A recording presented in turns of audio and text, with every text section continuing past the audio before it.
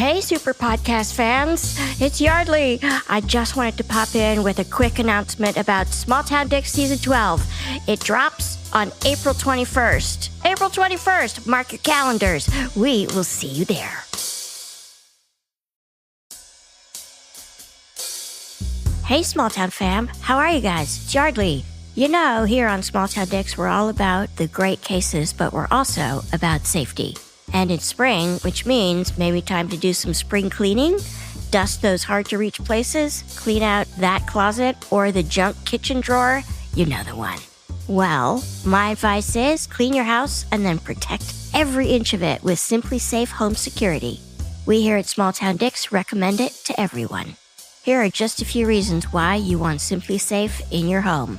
It's designed with cutting-edge security technology and powered by 24/7 professional monitoring. In an emergency, Simply Safe's professional monitoring agents use Fast Protect technology to capture critical evidence and verify that the threat is real, so you can get priority police dispatch. And the great news is that 24/7 professional monitoring service costs under $1 a day, which is less than half the price of traditional home security systems. So, Small Town fam, customize the perfect system for your home in just a few minutes at simplysafe.com/smalltown.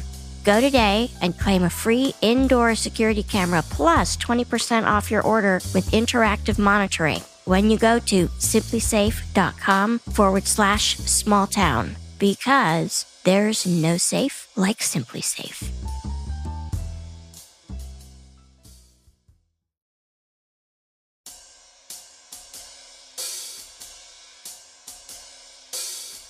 I open the door. There's a twin mattress just laying on the floor. It's like a mattress on the floor with a sheet on it. There's a video camera that is set up on a tripod. And then there's like a little lamp. This is what we call a dungeon. Hi there, I'm Yeardley. I'm Dan. I'm Dave. And I'm Paul. And this is Small Town Dicks. Dave and I are identical twins. And retired detectives from Small Town, USA. And I'm a veteran cold case investigator who helped catch the Golden State Killer using a revolutionary DNA tool. Between the three of us, we've investigated thousands of crimes, from petty theft to sexual assault, child abuse to murder.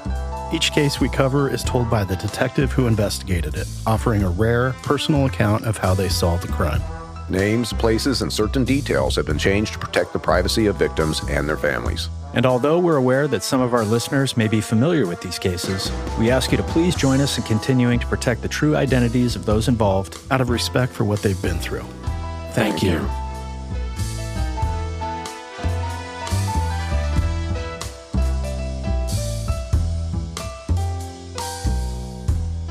Today on Small Town Dicks, we have the usual suspects. We have Detective Dan. Hello, wife. Friends. Hello, husband. Friends. We have Detective Dave. Yardley. Sir, good to have you sitting across the table. And we have the one and only Paul Holes. Hey, how's it going? Hey, so good. So, Small Town fam, today we're ever so lucky we're getting a case from Detective Dan. Without giving really anything away, one of the things that I love about this case is that it's an early one from Dan's career. For as long as I've known Dan, which is on this date almost 9 years. Yeah, over 8.5 years. This particular case is one that really got under his skin, and Dan is going to tell us why. So, Dan, tell us how this case came to you.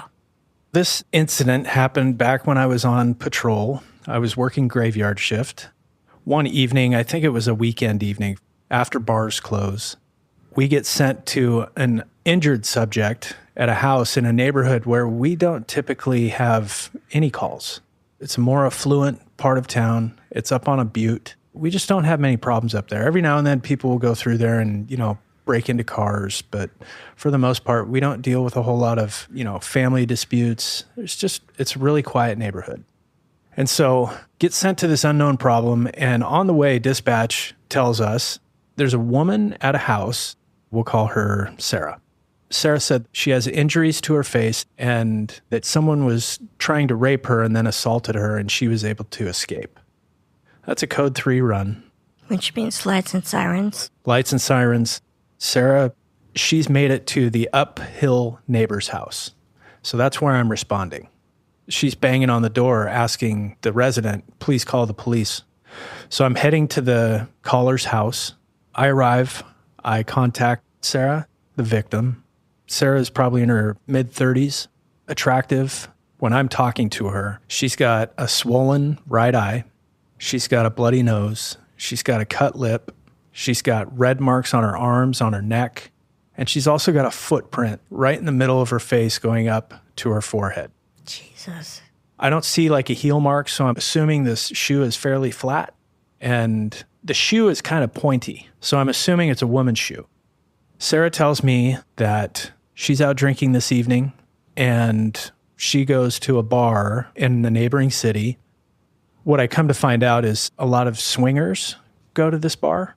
Swinging couples will go there, and then other people will go there and hook up with swinging couples. What's the name of that bar? Calm down, Dave. I'm sorry. Calm down. And so Sarah tells me she was at that bar and she met a couple and got along with them. And they started talking and they were drinking and then they were dancing. Sarah is conversing, hanging out with Brian, the husband, and Lisa, Brian's wife. They're having a great time. You know, it's almost bar closing time, and Brian and Lisa invite Sarah back to their house. And Sarah agrees. Yeah, I'll go to your house. And I'm not shaming swinging couples by any means. What I saw this evening, the evening of this incident, bothered me. Sarah said the plan was we're going to go back to Brian and Lisa's house and we're just going to drink and party. It's a large house and it's a multi-level house. They go downstairs to a living room and an adjacent bedroom.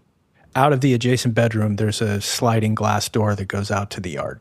So as you come into the house from the front door, you have to go downstairs to get to this part of the house. You can also go upstairs to kitchen, another family room, a couple bedrooms. It's a large house. Sarah said, we're hanging out, we're drinking. At some point, Brian says, hey, Sarah, why don't you come into the bedroom with me? So not thinking anything of it, she says, yeah, sure. And so she goes into the bedroom. Lisa follows her, and Brian starts putting the moves on Sarah. And Lisa is encouraging Sarah to engage. Just in a couple of our episodes, we've talked about women's intuition. And I think Sarah had a flash of women's intuition and said, something doesn't seem right here. I don't want to do this. I think I need to leave. And Brian says, you are going to do this. And Sarah says, yeah, fuck you. No, I'm not. I'm leaving. And at some point, there's an altercation. There's a physical fight. Depending on who you talk to, either Sarah's the aggressor or Brian and Lisa are the aggressor. During this fight, Sarah gets injured pretty dramatically. Sarah says, I think they were going to rape me and I don't know what they were going to do after that. But I was able to break free and go out the sliding glass door, and I just started running up the hill, which is weird because typically people run downhill. I asked Sarah, are we talking about the house right there, this neighbor's house? And she says, yep, that's Brian and Lisa's house. I went into the backyard of Brian and Lisa's house, and if you look down the hill, it's very dark, but if you look up the hill, you can see a house. So she runs up to the uphill neighbor's house. So even though it's the middle of the night, the uphill house looks like the best bet to Sarah as she's trying to escape from Brian and Lisa's. Yeah. She said, that's refuge. I have to get there. And thankfully, she made it to this house, and the neighbors called the police for her. And I fully believe everything that Sarah told me. And she's appropriately upset. Like, she thinks that she just spent one of her 9 lives. And I said, Sarah, you need medics. I'm going to get an ambulance here, and you're going to go to the hospital.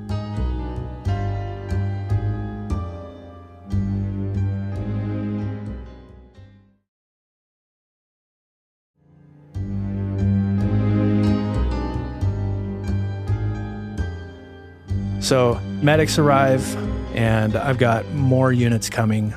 I think our dispatch actually dispatched 4 units, which we only have 5 on for the whole city, and 4 of them are going to this call.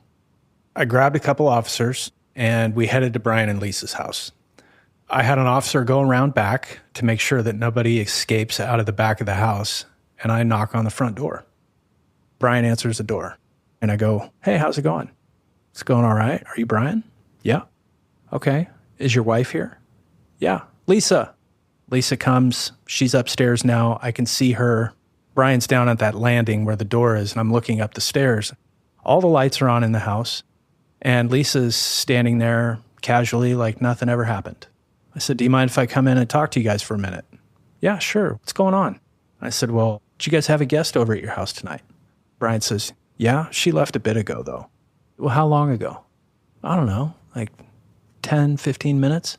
"Yeah, we don't know where she left. She didn't want to be here anymore, so she left." "Which door did she leave out of?" "I don't know. I might have gone to the bathroom, but I think she went out the front door."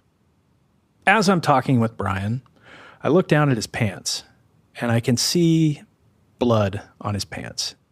He's wearing jeans, and he's got a button-up collared shirt on. I don't think he's changed his clothes. So I look at his jeans. He's got blood on his jeans, and there's small, like little blood spots on both legs on the front of his pants. I said, "What was the guest's name?" And he goes, "What was her name, honey?" "Sarah." "Yeah, I think it was Sarah." "Did you guys get in a fight with Sarah?" "She got upset, but I wouldn't call it a fight. I mean, she just kind of protested and said, 'I want to leave,' so we let her leave." I'm like, huh. I'm looking across the table at Paul, and I'm looking at Dave, and I'm looking at you, Yeardley. And we're all going, this is bullshit. It's bullshit. Yeah. So, okay. Anybody else here at the house? He goes, "Yeah, my cousin's visiting from back east, and my parents live here." I said, "Well, let's round them up." Brian goes up and knocks on a door, and his cousin comes out, Jake. So Jake comes out, and he's like rubbing the sleep out of his eyes. At this point, it's like 3 a.m. What's going on? He sees a couple cops in the living room. And I said, "Hey, do you mind going out and speaking to my partner outside?" He says, no problem. I'll go talk to him." Jake's going out to talk to my partner, and I'm standing there with Brian and Lisa. And then I said, "Hey, let's get mom and dad out here." And he said, "Well, my dad's sick, but I'll have my mom come out." So mom comes out.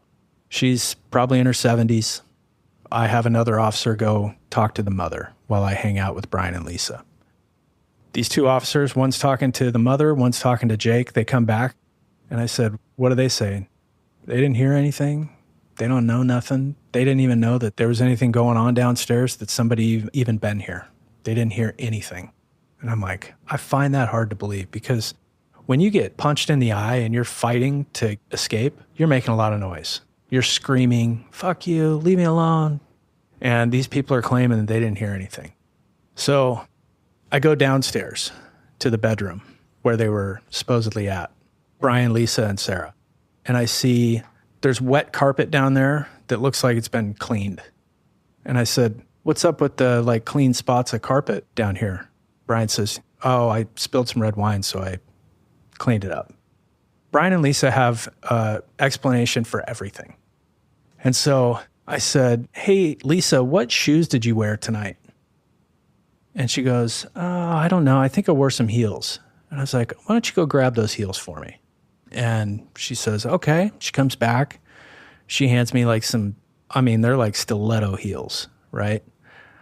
And I look at the bottom, and they're completely flat. There's no ridge. There's no traction on them at all. No tread or anything. There's no tread at all on the bottom. You had a shoe company, so you know what it's all called. Yes.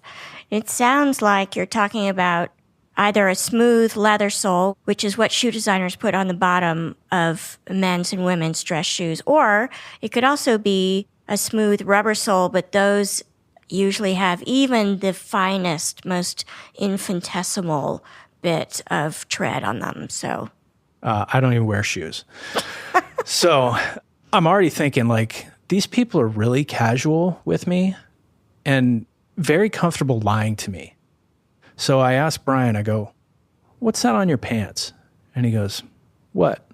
And he looks down at his pants, and I said, "Those little red specks right there." And he goes, "I have no idea." And I said, "Is there any chance that could be blood?" And he goes, I wouldn't think so. I said, when's the last time you washed those jeans? And he goes, honey, I mean, you do all my laundry. When's the last time you washed them? She's like, oh, I washed them the other day. It's probably just a stain that's in them. Everything that's going on in this case, I'm just like, they're trying to explain away everything, and they're so casual and relaxed about it. It's kind of making the hair on my neck stand up. And so I'm like, you guys need to start telling me what really happened, because none of this is jiving. I asked Brian and Lisa, do you mind if I just kind of poke around? Yeah, sure, go ahead. They got nothing to hide, right? I go into the bedroom closet, and I find a shoe that has the same tread pattern on it that I saw on Sarah's forehead.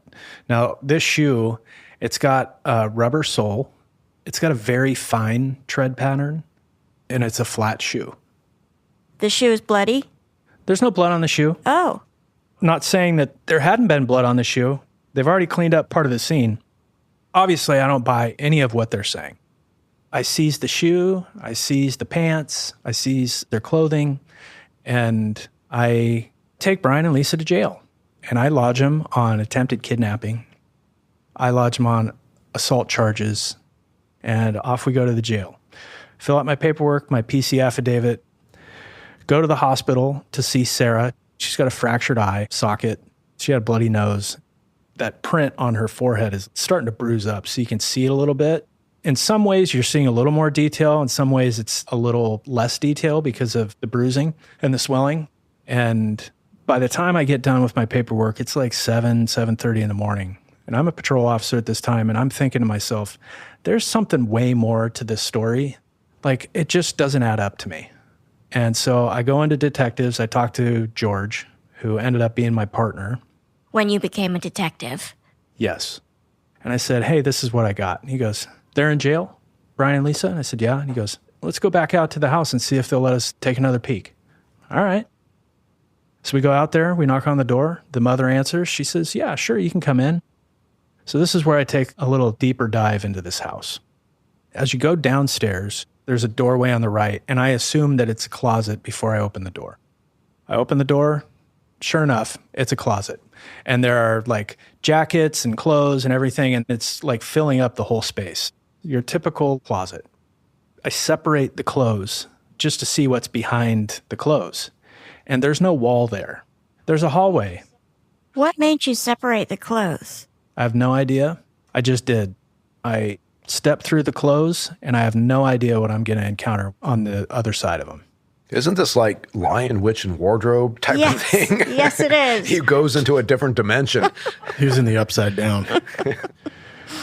And so I shine my flashlight in there, and it's a hallway. It's probably 8 feet long, and then you can see that you can turn right, and it's all concrete.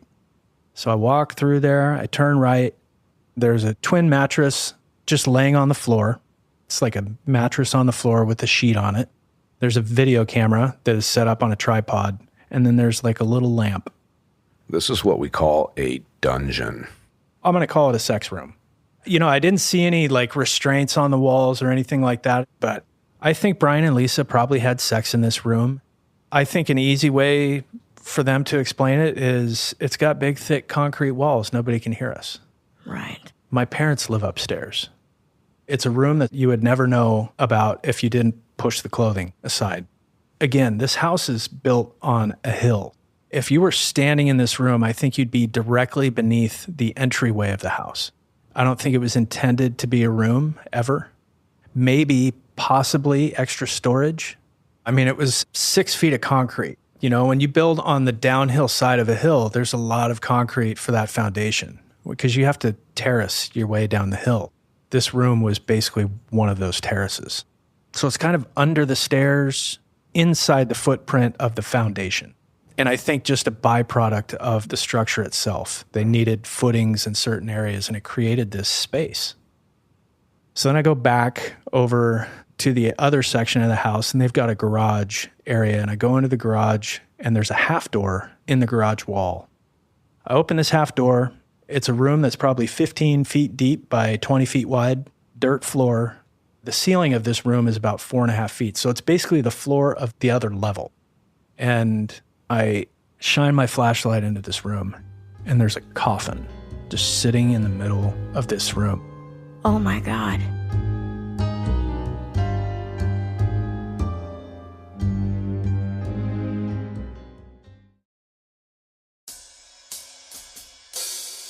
Bonjour, mes amis.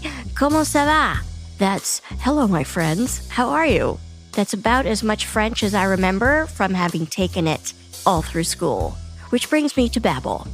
Thank you, Babbel. It is the language learning app that sold more than 10 million subscriptions, and it's an addictively fun and easy way to learn a new language. So whether you'll be traveling abroad or connecting with family, or you just have some free time, Babbel teaches bite-sized language lessons that you'll actually use in the real world. So I live in Los Angeles. Everybody here speaks Spanish, and so I decided, good grief, it's time I learned to speak some Spanish.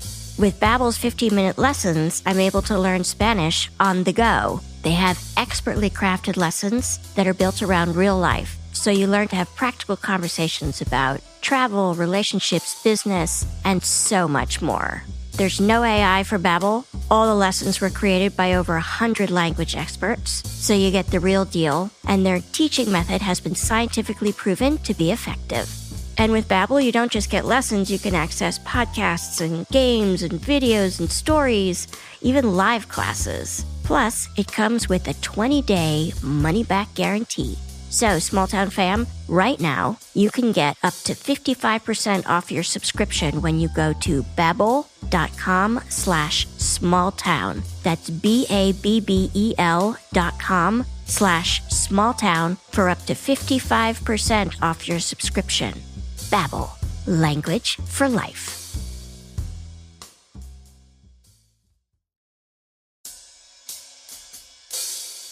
Candy Crush Soda is a match 3 puzzle game delivered in the quirky soda style. Candy Crush Soda is not the same as Candy Crush Saga, but it is made by the same company. Soda has new immersive content experiences that change every month. More matching combinations, levels requiring more mastery, and unique characters like Kimmy and the Gummy Bears. The Switcher gameplay can be likened to the original Candy Crush, but what sets Soda aside is the innovative game features like the gravity-defying Soda and Gummy Bear collection mechanics. Soda has been downloaded over 1.2 billion with a B times, and around 10 million people enjoy the game every day. For all of our true crime fans out there, Candy Crush Soda just launched Detective Season.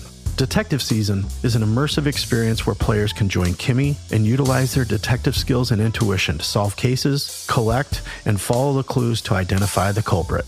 Detective Season consists of 3 chapters, each with different sub-themes and cases to solve. My experience with Candy Crush Soda so far? Challenging, but it gets my brain engaged while not overloading me. It really has been kind of a good way to reset. Download and play Detective Season by going to your device's app store and search for Candy Crush Soda. That's soda, like Sam, Ocean, David, Adam. Pass level 37 to unlock Detective Season. It's fun, and it only took me about 10 minutes to level up. That's Candy Crush Soda.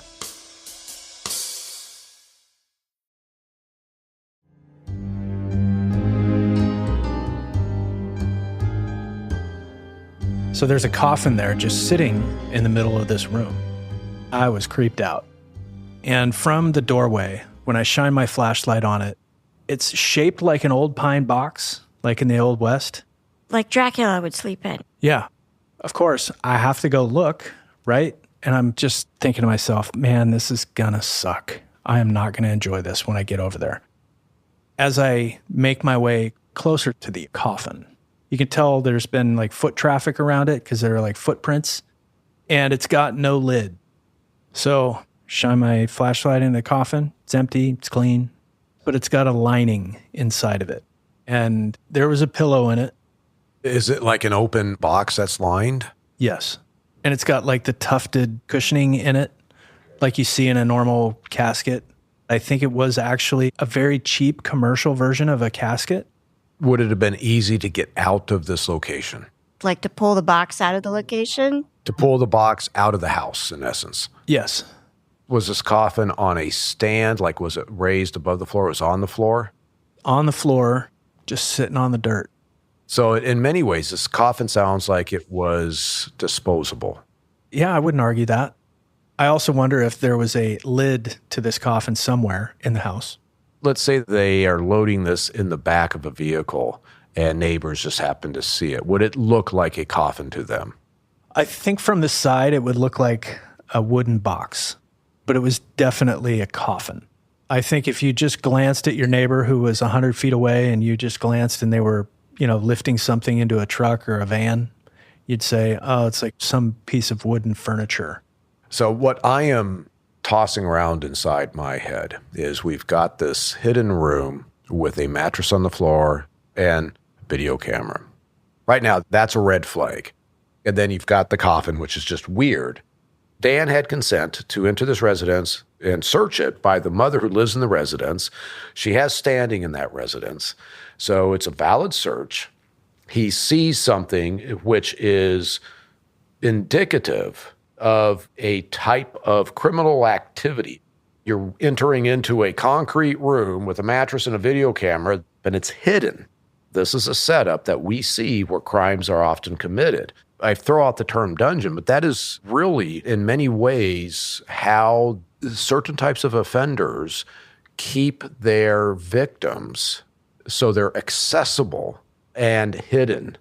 And this sounds like the typical sex dungeon, torture room, where victims are held for a period of time.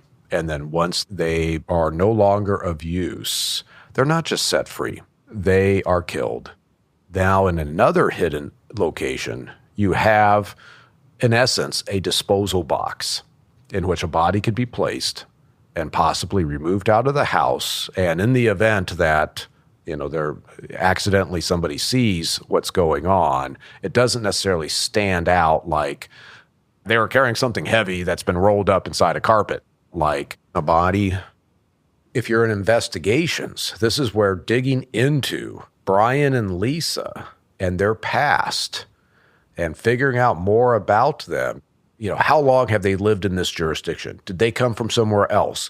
Is there a case from wherever they came from that might parallel, whether it be Sarah's situation or there's a missing person who maybe was chained inside a dungeon? I'm thinking about Robert Hansen up in Alaska. I'm thinking about Gacy, those types of offenders that have a little area set aside for these encounters with people they bring back to their house. Yeah. So I'm like, George, there's a coffin. George looks at it and he's like, what the fuck? And I show him the other room. He's like, WTF? What is going on here? Everything is telling me there's way more to this story. So I end up going back out to the jail and I talked to Brian and Lisa, and they still maintain nothing happened. Now they're in jail and they're like, well, our original explanation didn't work. So now we got to come up with something. Brian and Lisa tell me that Sarah totally wanted Brian and that Lisa wasn't down with it. And Lisa and Sarah got into an argument and Brian intervened. That's how Sarah got her injuries, is they were trying to get her out of the house. My eyes just rolled into the back of my head. Yeah, I didn't buy it. That was their explanation. When I went back to the jail to interview Brian and Lisa, I asked him, I said, what's up with the room through the closet? And he goes, oh, you found that? And I said, yeah, I found it. He goes, I don't know. My wife and I hang out in there sometimes. I asked Brian about the coffin, and he said, I take naps in there. Is he Team Edward or Team Jacob? That's over my head. Dave apparently reads the Twilight book. It's the Twilight Saga. I got all the movie channels and a lot of free time. Really? I'm your boss. Well, that's why I was speaking directly to the microphone and not looking at you. So this thing ends up going down to our municipal court at a misdemeanor level of assault. So you're saying the DA says, I don't have enough, I'm not going to file the kidnapping charges on this case. The kidnapping, the assault, I'm not going to file any of that. See if your city prosecutor will take this case. Well, and you have evidence of a stomp to this victim's head. This is a significant injury. If a weapon had been involved, it would have been considered a bludgeoning with a deadly weapon. Stomping on somebody's head, Your foot is a deadly weapon. This is a serious charge here that they are just dismissing. Yes. I didn't understand it. And I talked to George, who's an experienced detective. I was a relatively new cop at this time. And George was like, you've done a good job. Like, I don't know why they're no-filing this. I'm not throwing the DA's office under the bus at all. I'm just saying they didn't think they could prove this case beyond a reasonable doubt is the reasoning I got. So they remanded it down to municipal court. Why would the municipal court file if the DA won't file? It's a good question. I thought it was a good enough case. The DA did not agree, but I took this case to the city prosecutor, and the city prosecutor said, I will file misdemeanor assault charges on this. My city prosecutor can't file felony charges. The DA has to do that. I see. So in the municipal court, it's still being tried, but it's for a lesser crime in their eyes. Yes. I talked to my city prosecutor. He says, yeah, we're going to trial on this. I've offered Brian and Lisa a plea deal. They're not taking it. This is going to trial, so buckle up.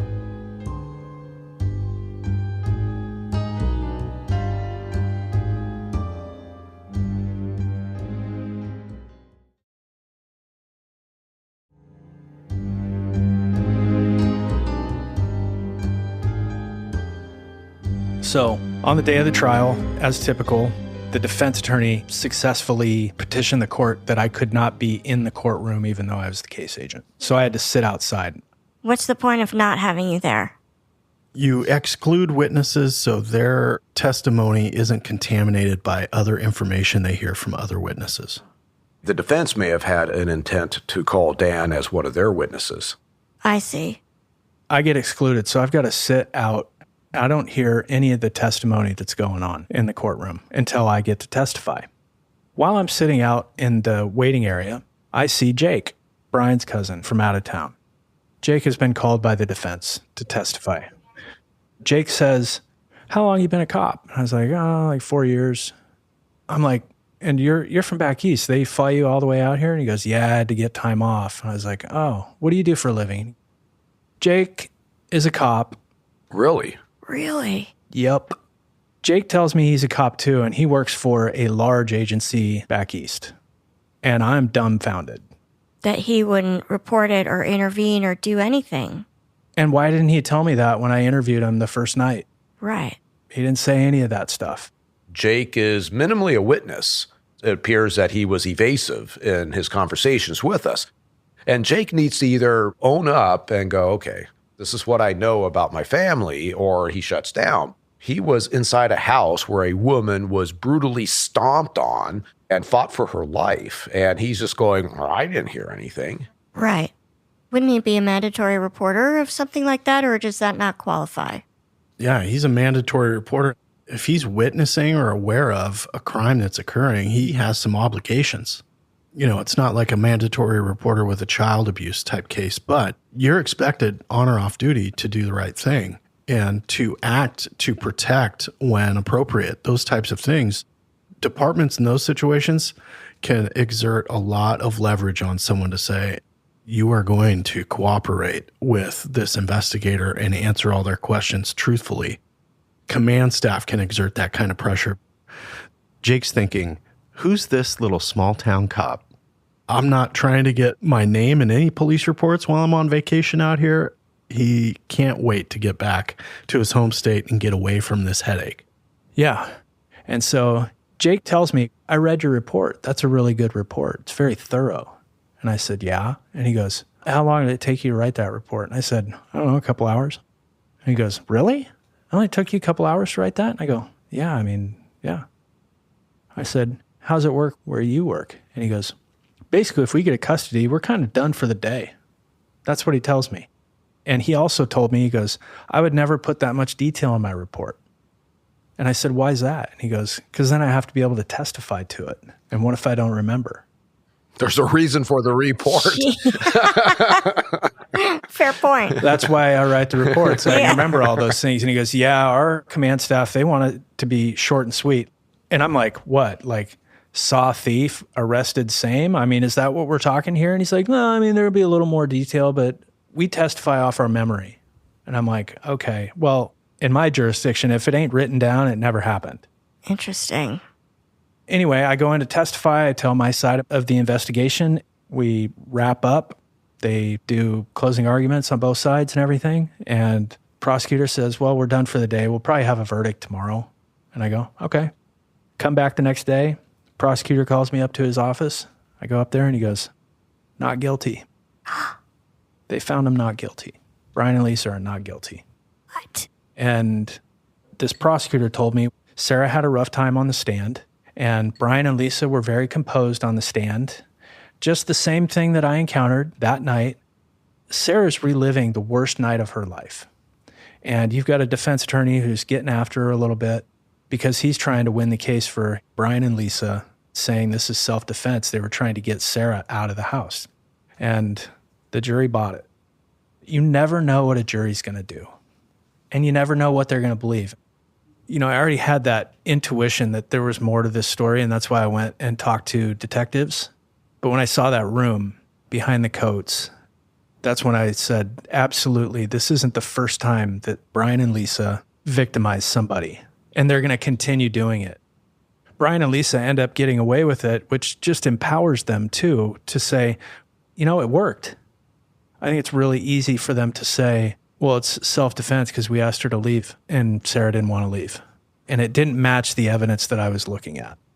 So, Dan, your gut told you that Brian and Lisa's story was bunk. Did you look into those two any further?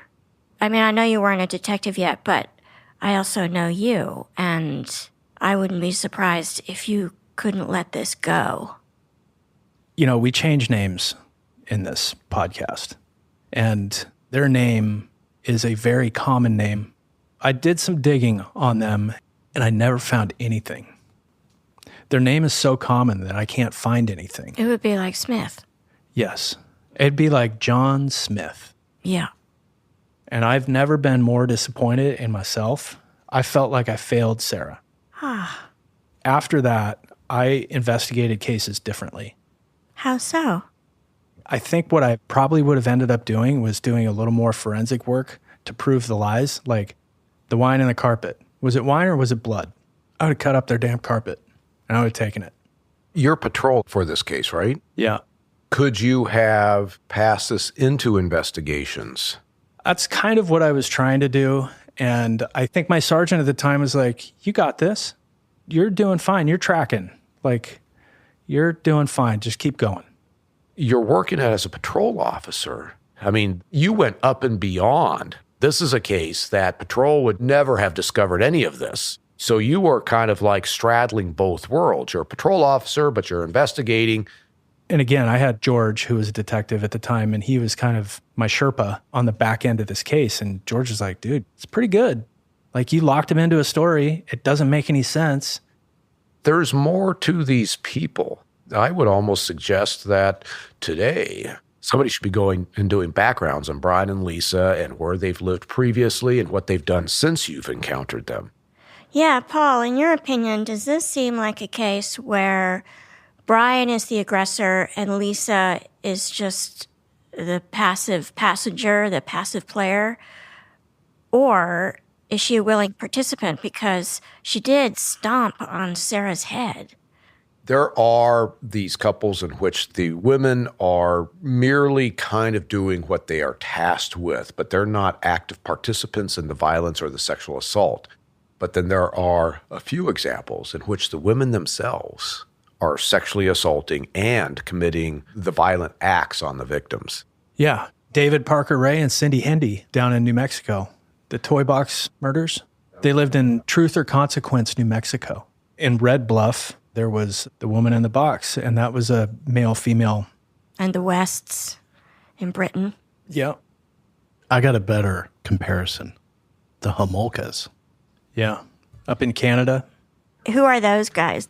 Paul Bernardo and Carla Homolka. Carla has a little sister. Carla is married to Mr. Bernardo. Paul Bernardo has a fantasy of hooking up with Carla's little sister. They drug her. How little sister? Like teenager? Either a high school senior or freshman in college, somewhere in there. Basically, they dose her, knock her out, have a sexual encounter with the victim, and then she is killed by her own sister and her brother-in-law. God. And Carla actively participates in this. This is where you have that couple where the woman is not just trying to please what the man wants out of fear. She actually is getting something from doing these crimes. The sick thing about this case is Carla got offered immunity and didn't have to go to prison. Right, to testify against Paul. There's an article out there called The Compliant Victim of the Sexual Sadist. And so some of these women get looped into these serial predators, these serial killers, and they are literally just trying to survive. Versus you have some of these women who are these active participants in the crime, and they're not doing it because they're fearful for their own lives. They're doing it because they are, in essence, also getting some sort of personal gratification out of committing the crime. Brian and Lisa sound more like that type of couple. Right. That is disgusting and terrifying. Yeah, really disappointing. I wish there were better news about Sarah. Sarah did not do well after this verdict, and I had contact with Sarah afterward, and I'm just going to leave it at that. But Sarah did not do well after this at all. I'm so sorry to hear that.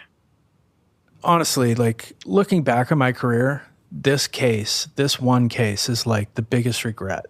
And I don't talk about it a whole lot because I really felt like I failed Sarah and that I made some mistakes along the way.